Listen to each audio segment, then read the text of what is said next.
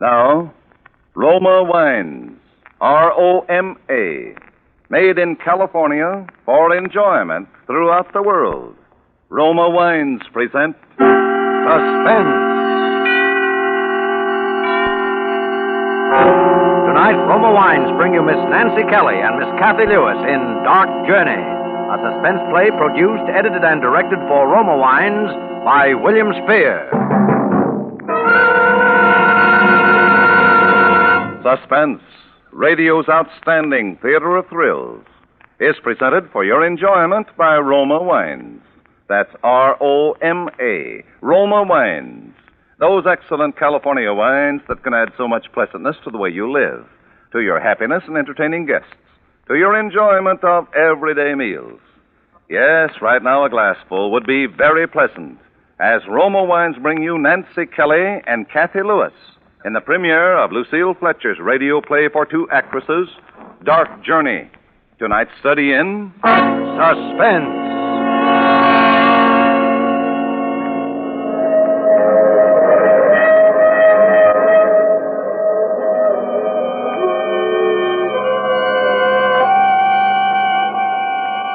Today I am going on a journey. I am going to see Anne Brodie again after 15 years. When the news came yesterday, terrible as it was as though a shadow had lifted from my life. A secret horror that I could never quite forget. I have been afraid of Anne Brodie now for 15 years. But there is no need to be afraid of her anymore.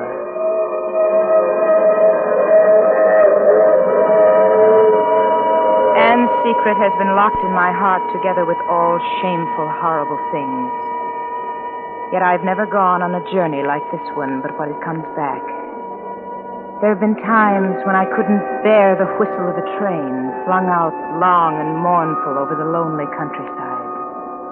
I couldn't bear the smell of a day coach, the feel of the plush seats, the rattle and bustle. Only because everything came back. Every detail of that long and terrible weekend we spent together 15 years ago.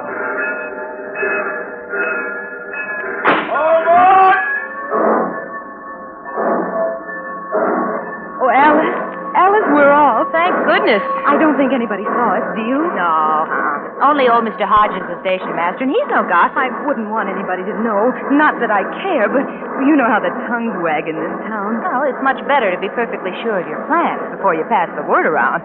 Then if you and Clyde don't settle things, nobody will be any the wiser. If we don't settle things, well, there's no if about it. But Clyde and I are practically engaged. Did you get his letter yet about us coming to New York? Uh-huh.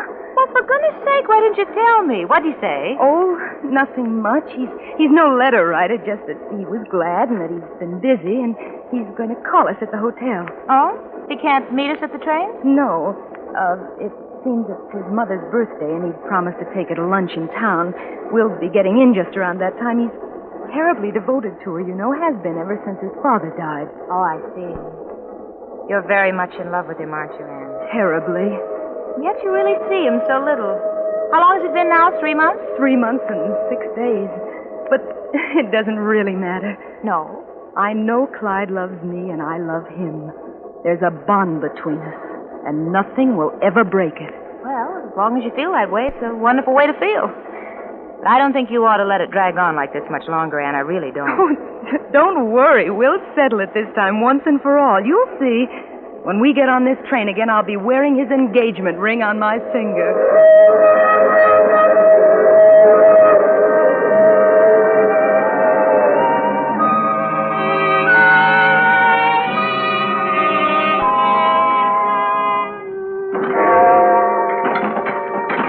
Oh, doesn't anybody ever open a hotel window? 3 o'clock. Thought he'd have called me by now. No, he's probably tied up with his mother. Come on, let's go down to the drugstore and have a sandwich. Aren't you just starved? No, I don't feel hungry. You go, though. I'll wait. Oh, come on. The clerk will take the message for you. No, I want to be here myself. Well, why don't you call him? I can't if he's at a restaurant. Well, maybe he didn't go. Maybe he's home, sick, or at the office. No, it wouldn't look right. He's got to call me. I don't know why he doesn't. I don't know why either. In fact, why couldn't we all have had lunch together at that restaurant? I mean, he's not exactly poor, is he? Don't you want to take a bus ride or see the sights or anything? Later, Alice, after he's called. Hello? Yes? Oh, yes, this is Miss Ann Brody. What? He left a message. Oh. Thank you. What is it? He stopped by and left a message. He has a previous engagement. A previous engagement when he knew I was coming to New York this weekend only to see him. Well, maybe it was something he couldn't get out of, maybe on account of his mother's But he birth. already gave her today. And after all he knew I was coming, he knew I'd want to be with him every possible minute. Well, maybe that's the trouble, Anne. Maybe he doesn't want to be pinned down. Maybe you expect too much. That he was right here in the hotel and he didn't even... Oh, he's grown away from me. He's not mine anymore. Alice, you know what Clyde has meant to me these 3 years, how I've lived for him and worshipped him. It's just as though my world had been cut away. It's like having a lump of ice for a heart. Alice, Clyde is my heart. Oh, I've got to see him. I've got to tell him. Oh, Anne, dear, wouldn't you like to lie down? No, I can't lie down. I'm going to sit here in this chair by the window. I wish you'd go, Alice. I want to be quiet and think about him. Anne, I wouldn't. Something's happened to him. There's some barrier. I've got to wish it away, to break it down. What are you talking I can do it, you know. Anne, please go. Please.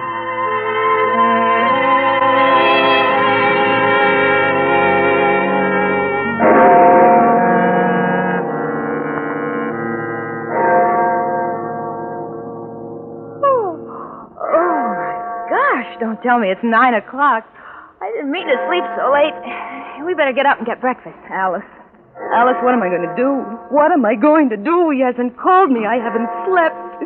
Why don't you call him, Anne? Call him and have it out with him once and for all. No, I couldn't. Well, maybe there's something bothering him. Maybe it's some family situation. After all, his mother didn't have lunch with you yesterday. Maybe there was a reason. What reason could there be except that she didn't want to meet me? She doesn't want him to marry anybody. She wants him all to herself. Well, isn't that enough to upset any fellow? Oh, come on. We'll get to the bottom of this thing. What's his number? I'll get it for you. I haven't his number. I never called him at home. But his address is 3254 Sunset Drive, Riverdale, New York. 3254 Sunset Drive, Riverdale, New York. Hello. Hello, operator. This is room 351. We want to put in a call to Riverdale, New York. 3254 Sunset Drive, Riverdale, New York. The name is Dexter. Mr. Clyde Dexter. Will you get it for us, please? What did she say? She's looking it up. There it is. She's ringing. Here, you better take it now. Oh, no. No, just 1 minute. 1 minute. Let me get my breath. Let me think of what I'm going to say. Hello? Is this the Dexter residence? This is Miss Ann Brody speaking. I wonder if I might speak to Mr. Clyde Dexter, please. Thank you. Clyde? Oh, Clyde, this is Anne. Oh, I'm fine, thank you. Oh, Clyde, I've been waiting here at the hotel for you to call, and Alice and I have to spend the morning out, and we thought we'd better let you know we wouldn't be in just in case you wanted... Oh, yes, Clyde, I know you said you had a previous engagement, but I thought... Well, you see, Clyde, I'm only going to be here today, and we get to see each other so little, I was wondering... What's that, Clyde? Yes? Yes? Well, no, I didn't. What did you say, Clyde? I didn't understand. You're what? You're... Oh, Clyde. Oh, Clyde, it's not true. It can't be. But, Clyde, But, Clyde, you can't do this to me. I've considered myself engaged to you. Anne, give me that phone. No. Oh, no. I just want to say goodbye to him, please. No. Anne, don't look that way. What did he say? He told me he's engaged to marry a New York girl this September. Oh, Anne. Well, he just isn't worthy of you. He couldn't have been if he treats you like this now. I love him. I love him. I'll love him till the day I die. Anne, I'm sorry. I'm... Oh, please, Alice, please, don't talk. Don't come near me or go away, will you, just for a little while? Oh, no, I won't leave you. I can't leave you when you look like that. Go away, I said. Oh, do you hear me? Go away. I want to be alone. I want you to go away. I have work to do. Work to do? I'm going to will him to come back to me. I'm going to make him come to this hotel through heaven and hell, and they're dragging him away from me. Oh, Anne. I can do it. I've done it before. I've made him write to me. I've made him call me up out of a clear sky after months and months. I willed him to speak to me the very first time I saw him when he was just a stranger. I willed him to give me his fraternity pin last year at the spring dance, and I can do it. I can do it. If only I try hard enough, and if you're absolutely quiet. Clyde. Oh, it's no use. He's too far away. I'll have to come closer to him. We're going out. Going out? Where to? To Riverdale. Riverdale? I want to look at his house to see where he lives. There's something there. Someone who's holding him back. Anne, let's go back to Denford. Let's take a train tonight, any train, and get out of here for good. No, I can't go home. I told you that before. I can't until I have his engagement ring on my finger.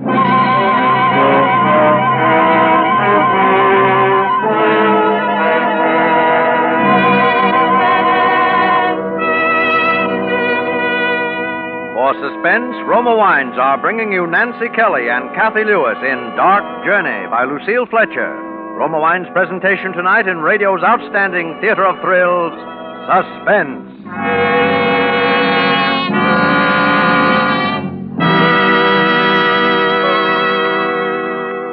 Between the acts, this is Truman Bradley for Roma Wines with a little domestic drama. It's happened to you before and will happen again. You're relaxed in your easy chair, coat off, contentedly reading your evening paper. Your wife is probably tidying up after dinner. The doorbell rings. Sure enough, it's guests who just dropped in. Now, famed hostess Elsa Maxwell tells us how she handles these surprise visits. She says, "I always keep Roma California sherry on hand to welcome unexpected guests. Serving Roma sherry is so simple, you just pour and hospitality reigns.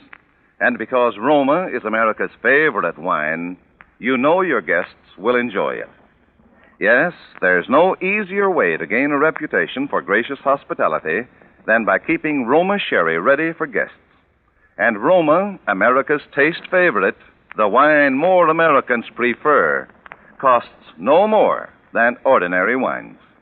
So make a note to get mellow, golden amber Roma sherry tomorrow. Once you try the tempting fragrance and intriguing nut-like taste of Roma sherry, you'll always ask for Roma. That's R-O-M-A, Roma Wines. Remember, more Americans enjoy Roma than any other wine." And now Roma Wines bring back to our Hollywood soundstage Kathy Lewis as Alice and Nancy Kelly as Anne in Dark Journey, a play well calculated to keep you in suspense.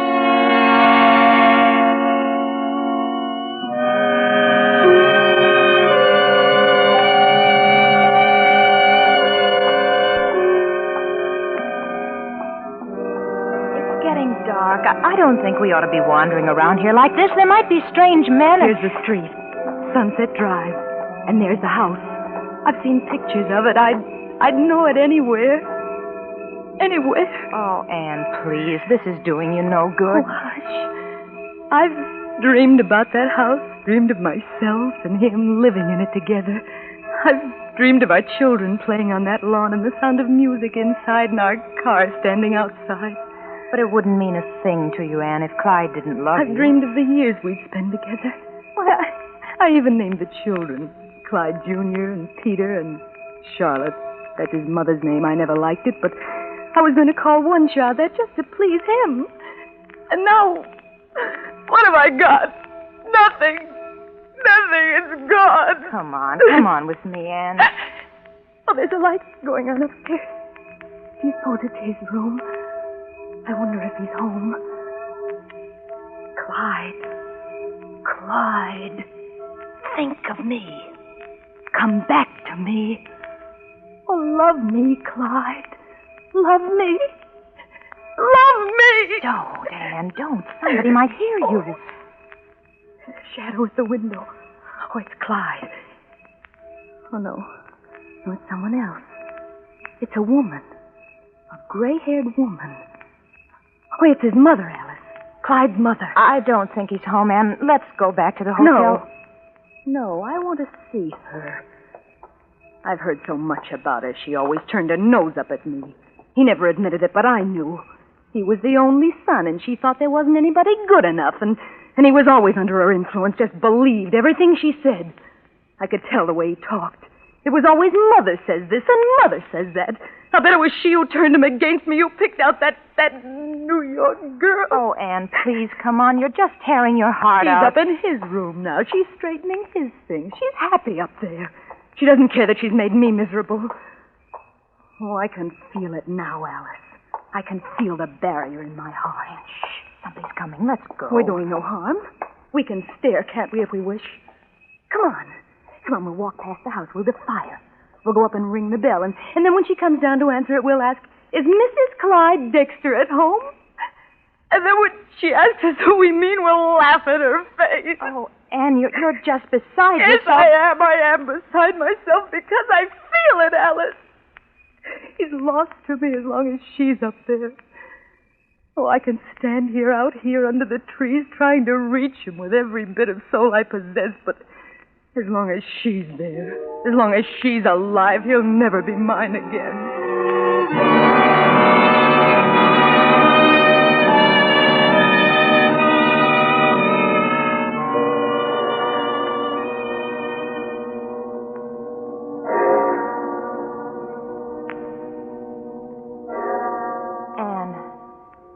Anne, this is terrible. You've got to pull yourself together and get some rest. You've been sitting in that chair now for 3 hours.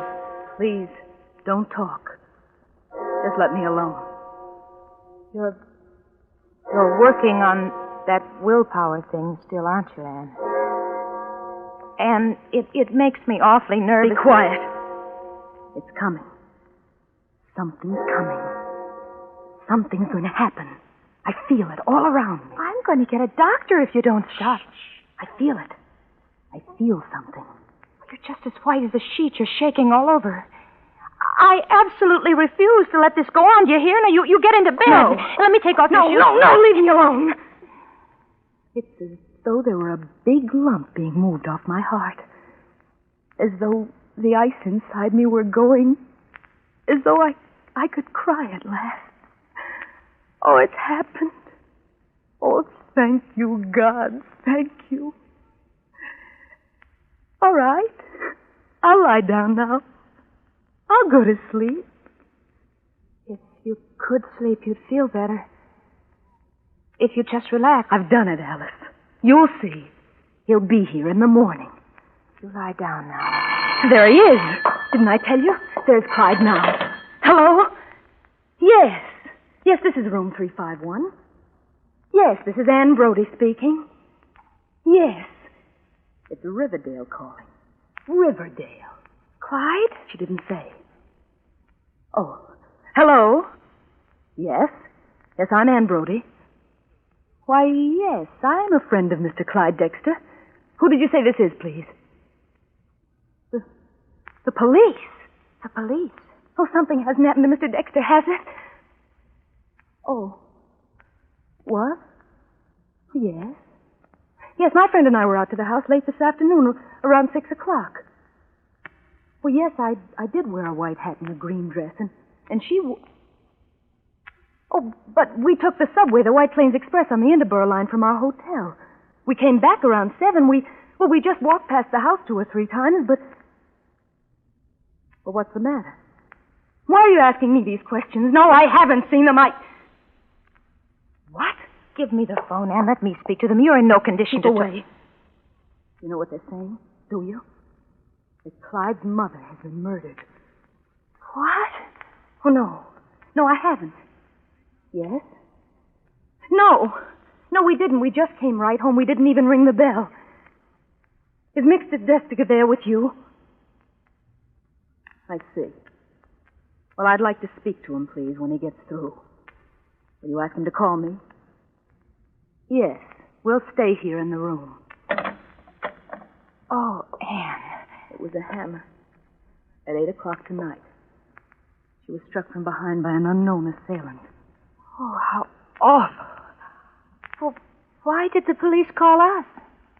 What have we got to do with it? Clyde was home when we walked by the house. He saw us standing there. I'm going to tell him, Alice. I'm going to tell him the truth. Truth? What truth? There's always been that power inside me. I've known I had it, and sometimes it frightened me. Things have happened. I've been afraid sometimes to use it, afraid it would turn against me. And tonight it did turn against me. Anne, what do you mean? By an unknown assailant. Murdered by an unknown assailant. You know who that assailant was? It was me. Anne, are you crazy? You were up here in the room every minute. I was up here in the room, but I was wishing she were dead. I was willing him to come to me. I was trying to destroy the barrier. Surely you can't believe that, Anne. It was only a coincidence, a terrible coincidence. I was trying to bring him back, to touch his heart, but the power didn't touch his heart. His heart's like steel against me. It struck his heart and glanced off and struck her, dead. Anne, please, you're talking like a But lunatic. you don't understand. People like you can understand. People like you... But there's violence to will. To store it up takes years. To send it out of yourself is like sending a powerful hand with fingers. Will can't kill somebody, Anne. Not pure will. The body is one thing, the mind's another. Mrs. Dexter is physically dead. Her heart stopped beating. There was a blow. Somebody real, somebody human did that. She was struck from behind. She was alone in the house. They said the doors were locked. She had no enemies. It came out of nothing, and it went away again. Oh, I never dreamed. I didn't want it to happen that way, but it's getting beyond me. It's assuming forms and accomplishing ends I don't plan. It's turning against me, Alice. Turning against me. Do you think a police court will believe you? You'll only confuse the testimony. You'll only hurt Clyde. Oh, will. Will, you talk about the power of your will. Did you have any real power these last 2 days? Did it bring Clyde to this hotel? Did it make him love you or even call you up? Yes. Yes. Yes. Don't you touch him. I won't let you speak to him. Get away from that phone, Alice. Do you want to get us in trouble? Do you want us to go to jail and spend weeks in court? He'd put you there. He wouldn't care. Get away from that phone, Alice. I don't believe you, do you hear? I think you're mad. You're mad as a hatter. Get away from that phone. No! Anne, you'll ruin your life. You'll fall into suspicion, and people will always think you had something really to do with it. You'll end up in an asylum. The whole world will know he jilted you. What are you going to say to him? He must be half beside himself as it is. He'll never believe you. What? All right. Thank you, Alice. You see? It is there, isn't it? I made you do what I wanted. And I can make anyone. Hello? Hello, Clyde. Oh, Clyde, darling, I just heard the terrible news. How terrible for you. I'm so sorry. Yes, Alice and I were out there this afternoon. We came by to say hello, but we got cold feet and came home. Oh, no, Clyde. No, we didn't. Not a soul. Oh, yes, my darling. I understand how terribly broken up, and my heart goes out to you. Oh, I will, Clyde, dearest. I will. I'll be right over. I'll help you in any way I know. Goodbye, Clyde. Anne. You didn't tell him. You're not going to tell him at all. No. Why should I? He's mine now.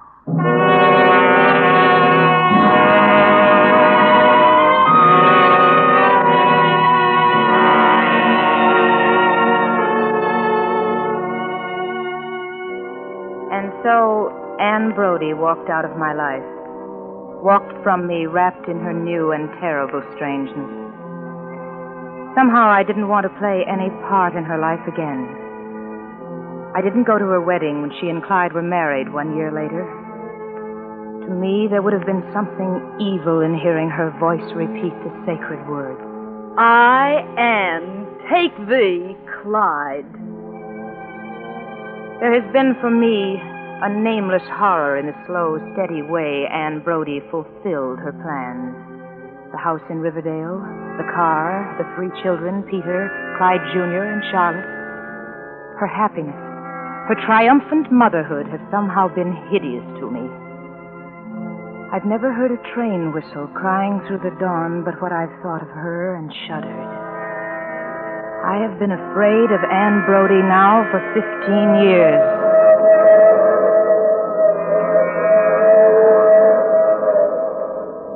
Today, I know I've been a fool. Today, I know that it was a real murderer who murdered Mrs. Dexter with a hammer from the service porch. Today, I'm going on a journey to Riverdale. I am going to see Anne Brodie again, lying will-less and struck down in her coffin, lying innocent and pathetic, lying murdered. Not will, nor nameless monsters of the mind could save her from the truth at last. Yesterday afternoon, the weak, long-brooding creature who could not brook domination from mother or wife flung pent-up death against the mistress of his will. Yesterday afternoon, Clyde Dexter struck again.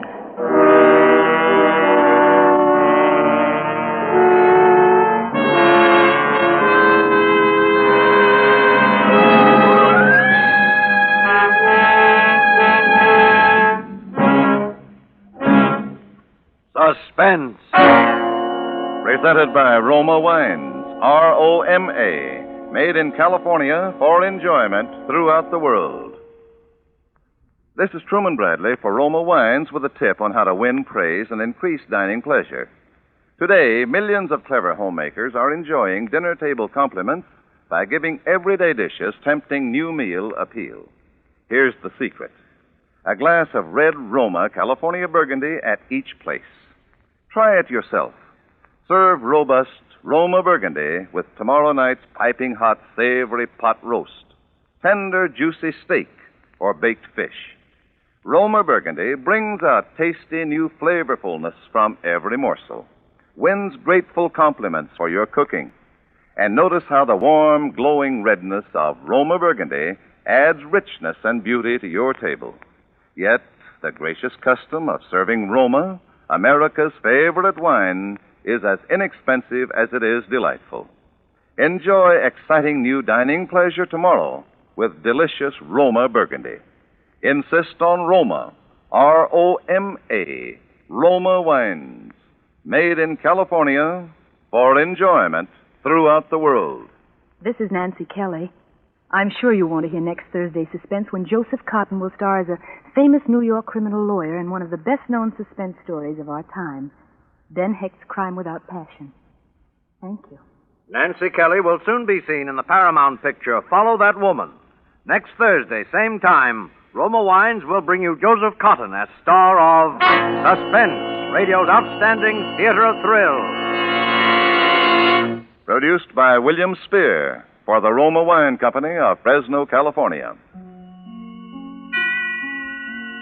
Next week, part of the country goes on daylight saving time. If your area remains on standard time, tune in Suspense 1 hour earlier. This is CBS, the Columbia Broadcasting System.